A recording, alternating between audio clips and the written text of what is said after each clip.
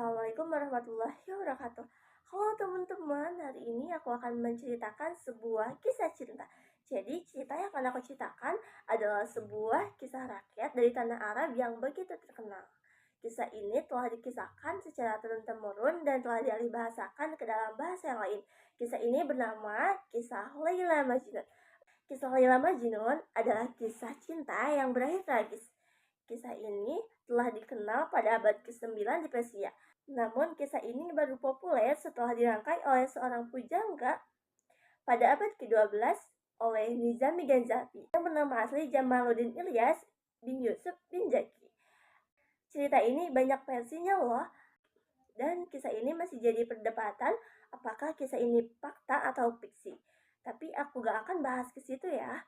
Aku hanya ingin menceritakan ceritanya saja. Bagaimana ceritanya? Yuk simak videonya. Dalam riwayat, Majnun bernama asli Qais yang dikenal begitu tampan, pintar, dan terpandang di sukunya.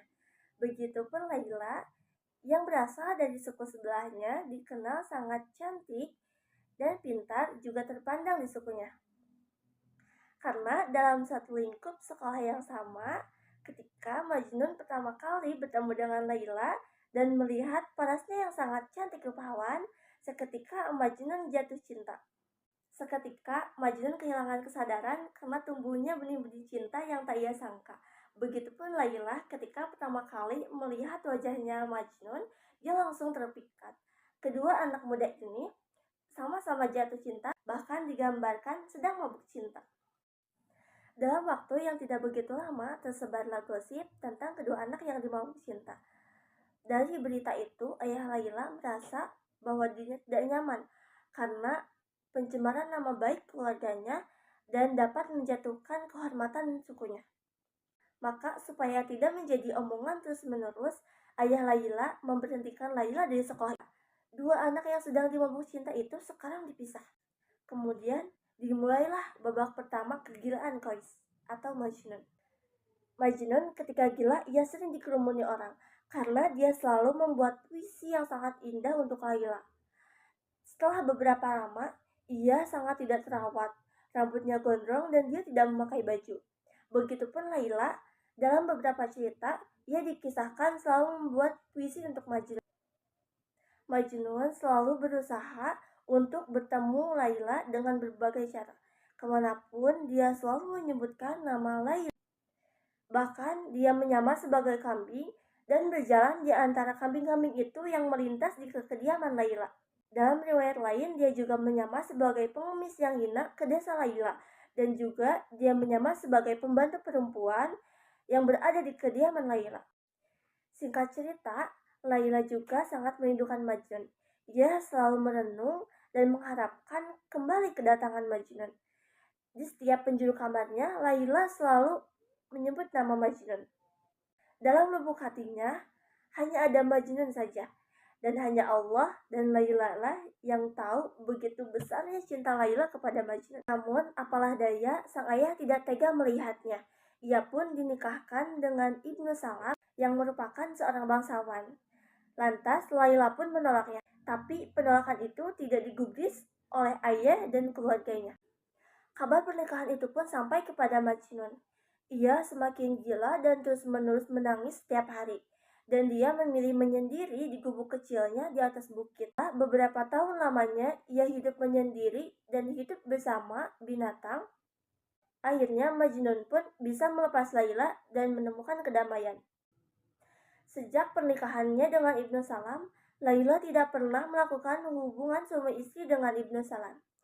Ia selalu mengharapkan Majnun kembali kepadanya. Selang beberapa waktu, dikabarkan Ibnu Salam meninggal pada waktu musim panas.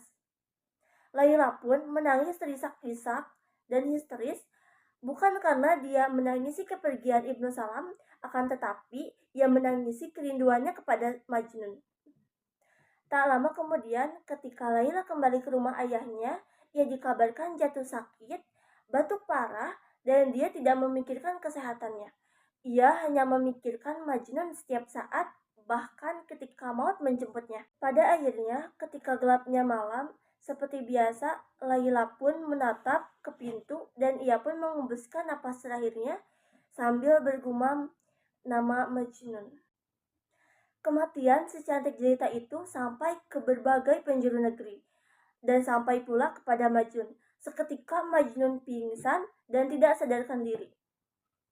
Ketika kembali sadar, ia pun langsung bergegas ke desanya Laila, dan ia pun tidak sanggup untuk jalan, bahkan diriwayatkan dia sampai menyeret badannya untuk sampai ke makam Laila. Ia pun meletakkan tubuhnya di pinggir makam Laila dan diriwayatkan bahwa Majnun pun meninggal dalam waktu beberapa hari setelah kematian Laila. Ia pun dimakamkan di sebelah makamnya Laila. Dari kisah Laila Majnun dapat kita contoh sebagai bentuk cinta kita kepada Tuhan kita. Maksudnya, apa yang dilakukan Majnun kepada Laila dapat kita lakukan juga kepada Tuhan kita. Misalnya, yang pertama, ketika Majnun selalu memanggil nama Laila karena dia cinta mati kepada Laila. Begitupun seorang hamba ketika cinta kepada Allah, secara otomatis orang tersebut akan selalu memanggil nama Allah. Maka dari itu, marilah kita latih diri kita untuk selalu cinta kepada Allah, agar jiwa kita paham akan kedamaian ketika kita mengingat Allah. Yang kedua, yaitu ketika Majnun mencium tembok rumahnya Laila. Jadi, ketika kita mencintai seseorang, maka apapun yang berhubungan dengan orang itu pasti kita cintai, kita hargai, dan kita hormati. Begitupun ketika kita cinta kepada Allah, apapun yang berhubungan dengan Allah maupun makhluk ataupun apapun itu, pasti kita cintai, pasti kita jaga, dan pasti kita hormati. Orang yang mencintai Allah pasti mencintai juga ciptaannya, karena di dalam ciptaannya terdapat tanda-tanda kebesaran Allah. Dan yang ketiga, yaitu ketika Majnun melihat anjingnya Laila, seketika ia pun langsung mengejar anjingnya. Dan ketika di pertengahan jalan, ia melewati sekelompok orang yang sedang sholat berjamaah. Dan setelah balik, sekelompok orang itu pun bertanya kepada Majnun, "Hei Kois, kenapa kau tadi melewati kami, tidak ikut sholat dengan kami?" Majnun pun bilang, "Demi Allah, aku tidak melihat kalian, sama sekali aku tidak melihat kalian." Nih ya, dengarkan, apabila kalian benar-benar cinta kepada Allah, kalian tidak akan nengok aku ketika aku sedang mengejar anjingnya Laila. Aku saja yang sedang mengejar anjing tidak melihat kalian sedang sholat berjamaah. Padahal kalian sedang berbicara dengan Allah. Tetapi kalian masih saja melihat aku mengejar anjingnya Laila. Sebenarnya ini adalah sindiran luar biasa dari Majnun.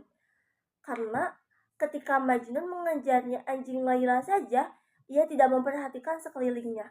Akan tetapi, orang yang sholat itu yang sedang menghadap kepada Allah, ia masih bisa memperhatikan sekelilingnya.